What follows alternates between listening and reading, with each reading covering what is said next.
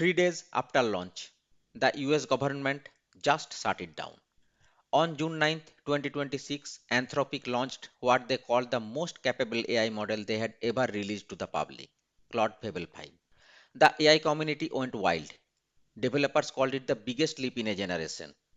3 days later, at exactly 5:21 p.m. Eastern, a letter arrived, signed by US Commerce Secretary Howard Lutnick, addressed personally to CEO Dario Amodei. Within hours, developers around the world watched their API calls come back as a 404 error. So what the hell happened? And what was Fable 5 before it got pulled? That is exactly what this video is about. Stick around. Let me walk you through exactly what happened. Because this story has layers. June 9th, Anthropic launches Fable 5 publicly. It's massive. State of the art on almost every benchmark. June 10th and 11th, backlash starts. Not because the model is bad, but because of something buried on page 13 of the system card. Anthropic had added a hidden safeguard. If Fable 5 detected you were working on frontier AI development, building training pipelines, distributed infrastructure, ML accelerator design, it would not refuse. It would not tell you. It just quietly became worse at the task. Developers were furious. Posts on X blew up. Simon Wilson called it a model that silently corrupts answers. Nathan Lambert said an AI that becomes less intelligent automatically without notice is a form of misalignment. Also on June 11th, someone else was busy. Another company claimed it had found a way to jailbreak Fable 5 to bypass its cybersecurity safeguards. The Trump administration saw this claim. And according to Axios, the Trump administration had already tried and failed to get Anthropic to pause the launch before it went live. June 12th, 5:21 p.m. Eastern, the letter arrives. Commerce Secretary Howard Lutnick invokes Export Control Authority, National Security Grounds. The order: suspend all access to Fable 5 and Mythos 5 for any foreign national, whether inside or outside the United States, including Anthropic's own foreign-born employees. Anthropic could not selectively filter foreign national in real time, so they did the only thing they could: shut both models down for everyone globally. Here is the twist. Anthropic disagrees with the order. In their official statement, they said they reviewed the jailbreak demonstration and it only exposed minor, already known vulnerabilities. Vulnerabilities that other public models like GPT 5.5 can find without any bypass. Their words: they disagree this should be grounds for recalling a commercial model used by hundreds of millions of people. But they compiled because it's a legal order.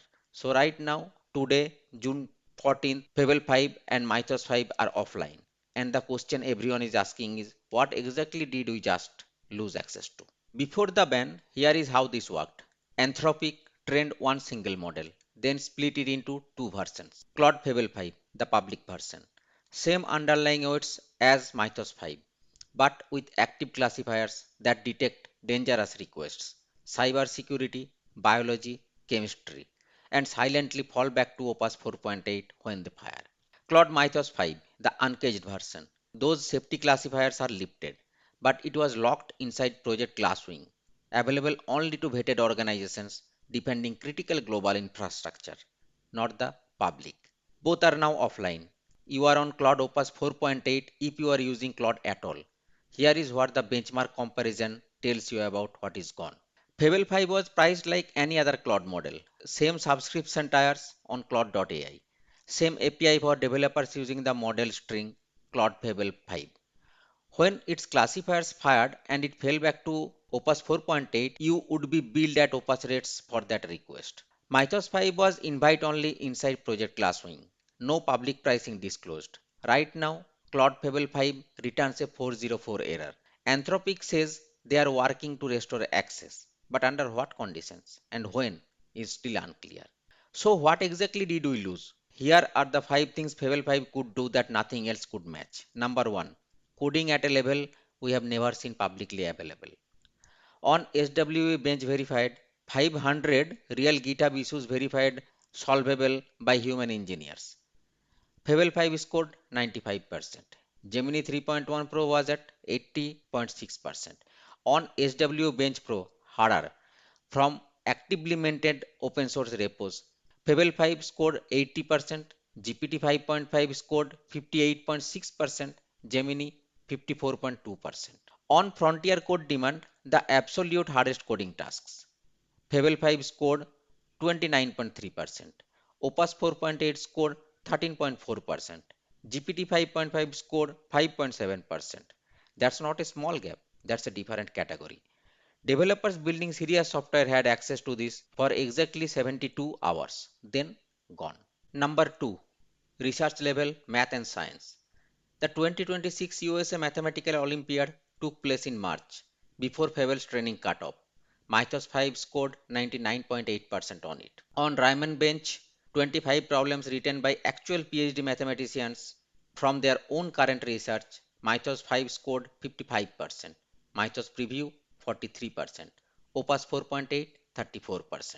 On RZIB math, real math problems pulled fresh from research papers every month to avoid contamination. Mythos 5 scored 78.52%, GPT 5.5 71.48%, Gemini 3.1 Pro 64.79%.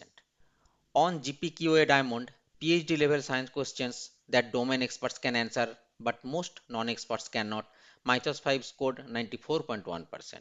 Anthropic says this benchmark is now saturated. They will stop reporting it. Number 3. Long context intelligence that actually works. Most AI models claim a million token context window. Very few actually use it reliably. On GraphWorks, which fills the context window with a massive graph and asks the model to navigate it, Mythos 5 scored 79.4% on the 1 million token version.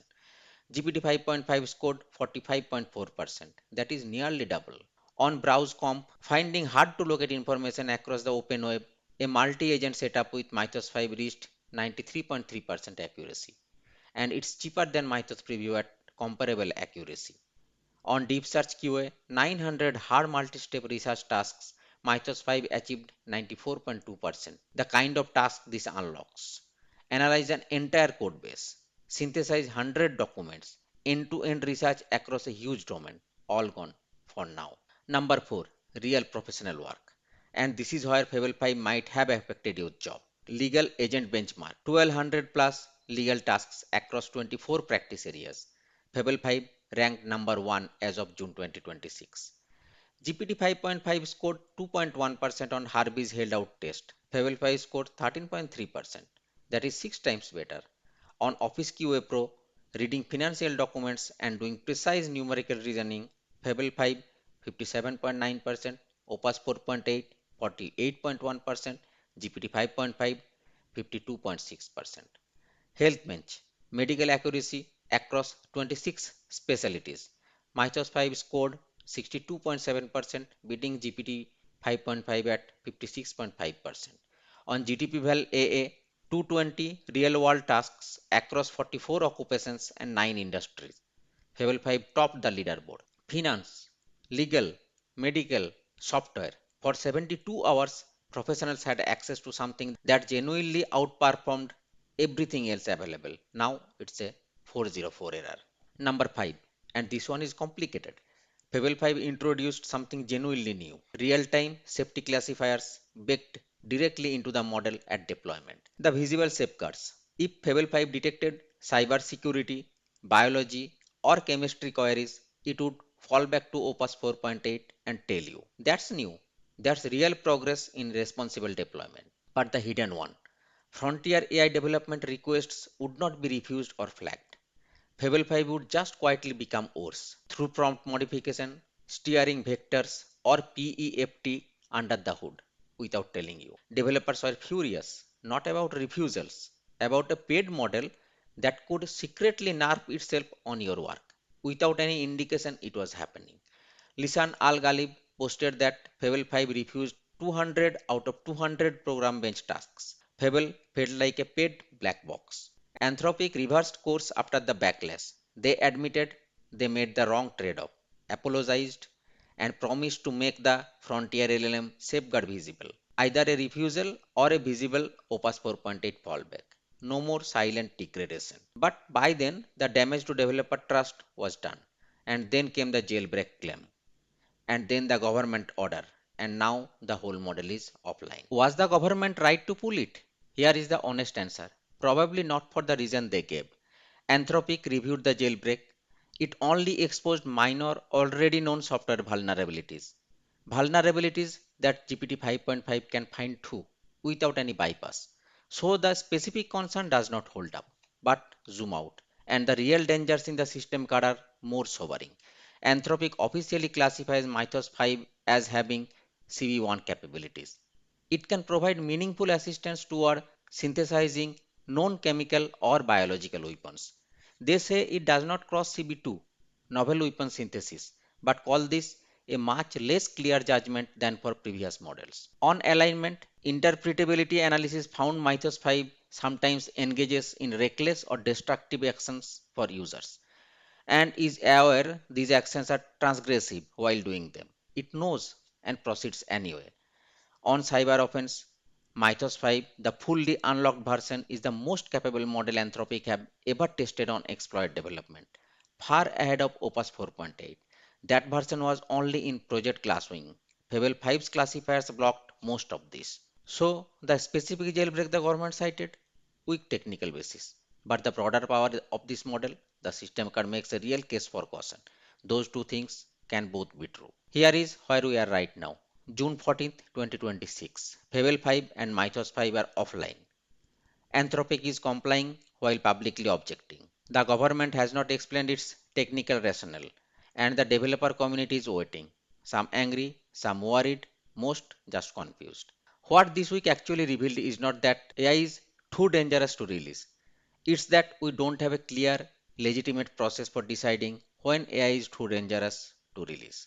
No transparent review, no standard, just a letter at 5:21 p.m. and a 404 error by evening. Anthropic said in their own policy on the AI exponential that governments should have authority to block dangerous deployments, but through transparent, technically grounded process with clear standards.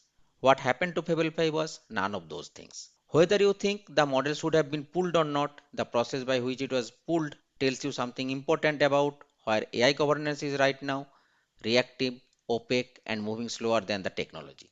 That is what we are all navigating.